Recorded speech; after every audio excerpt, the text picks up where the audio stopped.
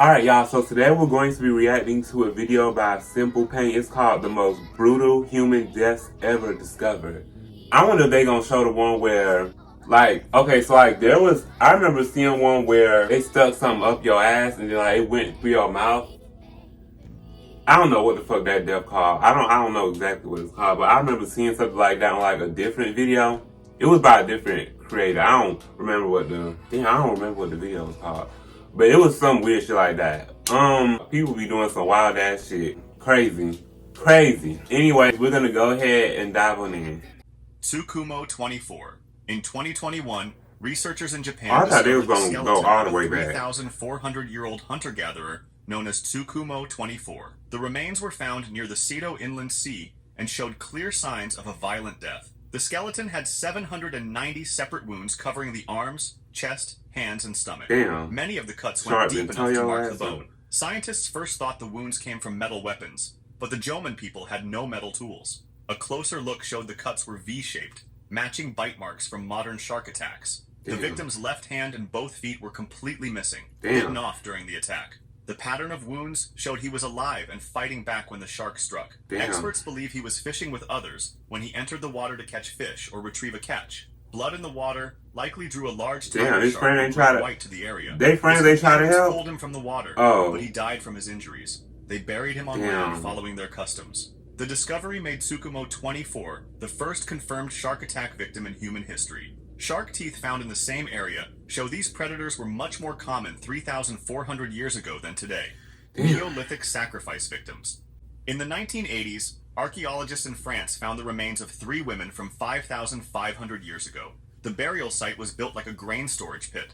2 of the women were found in twisted, painful positions, crushed under heavy grinding stones. Their arms and legs showed signs of being tied with ropes that had rotted away long ago. The way their bones were positioned showed their legs had been tied to their necks. This would have forced them to slowly choke themselves as they struggled. The heavy stones above them stopped any chance of escape. The 3rd woman was placed on top of the others, untied and carefully positioned. She appeared to watch over the sacrifice. The structure was built to line up with the sun during the summer solstice. Sunlight would shine directly onto the burial site during this important time of year. The careful planning showed this was not random violence, but an organized ritual. The grain pit design suggested the sacrifice was meant to bring good harvests. The discovery showed that human sacrifice was practiced in ancient Europe.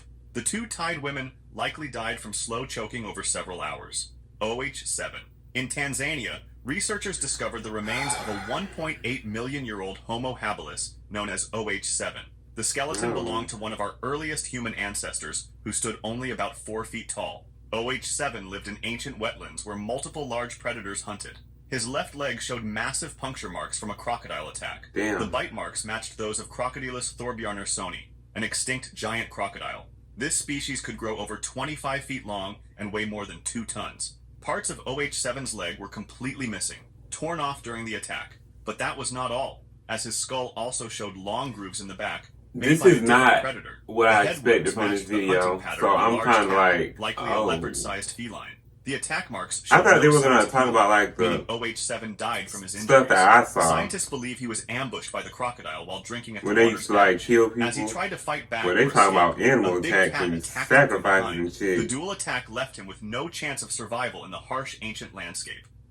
Peking Man victims. In China, researchers found the remains of over 28 early humans at the Peking Man site. The skeletons were several 100,000 years old and showed signs of violent deaths. About 67% of the bones had bite marks from a huge predator. The damage matched attacks from giant hyenas that no longer exist. Damn. These hyenas could weigh over 330 pounds and had heads much bigger than modern lions. Damn. Many skulls and whole sections of skeleton were had some big ass animals back as the hyenas tried to get to the bone marrow inside. Oh yeah, the cave where the remains were found was actually a giant hyena den, not a human home. Stone tools found nearby showed early humans had used the cave after the hyenas left. The evidence showed the giant hyenas actively hunted early humans as food. Damn. Many human bones showed hyena damage, while no hyena bones showed marks from human tools. This meant early humans were not the top hunters in ancient China. Even though early humans used tools and lived in groups, they were still prey for these huge hyenas. The site showed that survival for early humans meant avoiding lion-sized pack hunters. Wow. In 2000, workers in Germany found a preserved bog body they first thought was a recent missing person. Testing showed the remains belonged to a 17 to 19-year-old girl from over 2,000 years ago. Damn. Scientists named her Mura, or She the was girl only a of Ukhtar. teenager. Her body showed signs of a lifetime filled with pain and hard work. Mura had 2 separate healed skull breaks from being hit in the head. The head injuries likely came from violent attacks or accidents during her life. A growth at the base of her skull caused constant headaches and back pain. Her spine was bent from the growth and years of heavy work. Bone changes showed she regularly carried heavy loads through swampy areas. Her legs were always swollen and sore from the constant work. Signs of childhood hunger marked her bones from harsh winters and little food. Despite living only to her late teens, Mora had suffered more than most people face in a lifetime. She was found naked and alone with no burial items or jewelry. Someone had put her body in the bog after death, possibly to hide evidence. When found, digging equipment accidentally tore her remains into over 100 pieces that had to be put back together. Even in death, Mora found no peace. La Brea woman. In the La Brea tar pits of Los Angeles, paleontologists discovered the remains of a woman who died 10,000 years ago. She is the only prehistoric human ever found preserved among the thousands of Ice Age animal bones in the tar pits. The woman was between 18 and 30 years old when she died.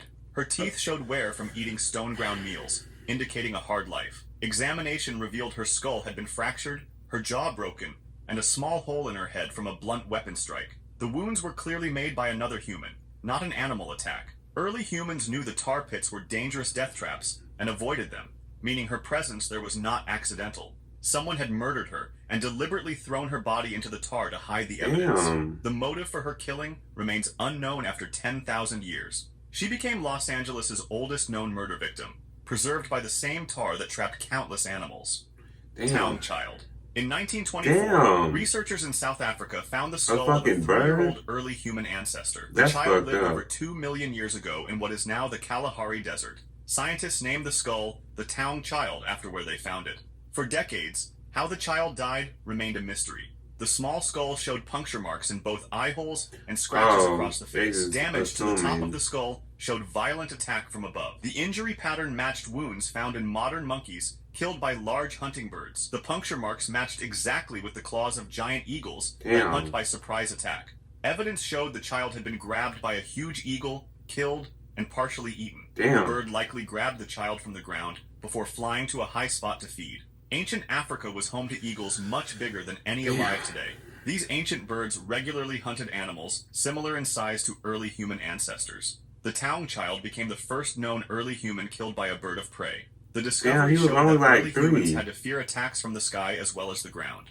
Victim. You gotta have sharp ass eyes. Scientists found the remains of a 5,000-year-old hunter-gatherer who died at age 20. The skeleton showed no clear signs of injury or sickness that could explain the death. Tests on the bones found traces of Yersinia pestis, the germs that cause plague. This made him the first known human to die from the disease that would later kill millions. The man likely got the plague from a rodent bite during his daily work. The small bite delivered germs that his body could not fight off. Within days or weeks, the infection spread through his blood and organs.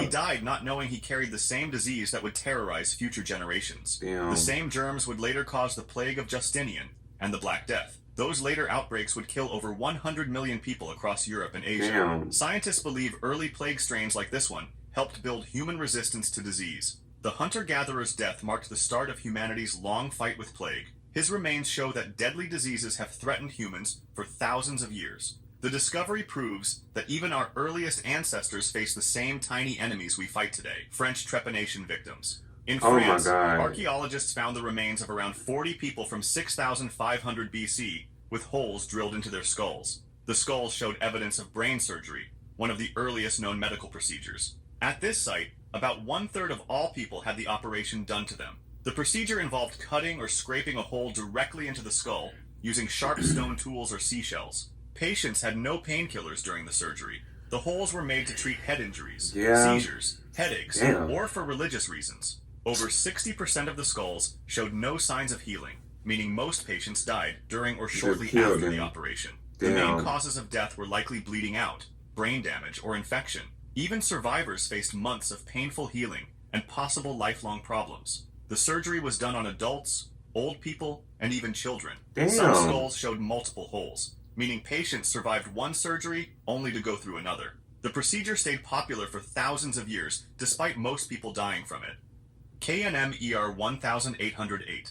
In Kenya, researchers found the skeleton of a 1.7 million year old Homo erectus woman.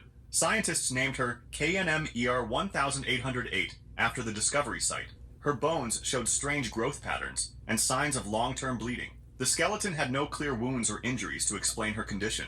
Tests revealed she had died from vitamin A poisoning, the oldest known case in humans. Her bones showed she had suffered from this condition for weeks or months before death. The poisoning would have caused severe headaches, weakness, and dizziness. Her skin would have peeled off in large chunks while she was still alive. She would have lost her hair and teeth during the illness. Painful joint swelling would have made movement difficult. The vitamin A likely came from eating too much carnivore liver from large predators, and without knowing that a single liver contains enough vitamin A to supply a human for 150 years, she probably ate it regularly and slowly poisoned herself. The condition would have left her weak and unable to defend herself from predators. She died a slow, painful death from something that was meant to nourish her. If you enjoyed this video, subscribe for similar ones and feel free to drop some... This is not what I expected from this video. I really don't know what the fuck to say. All I can say is, this is fucked up. Very, very fucked up. I feel bad for the fucking kids. Like, damn, the boy was only 3 years old and a fucking eagle done fucked his ass up and ate him. Like, he was only 3. Very interesting video. Make sure to like, comment, and subscribe, and I'll see y'all in the next one.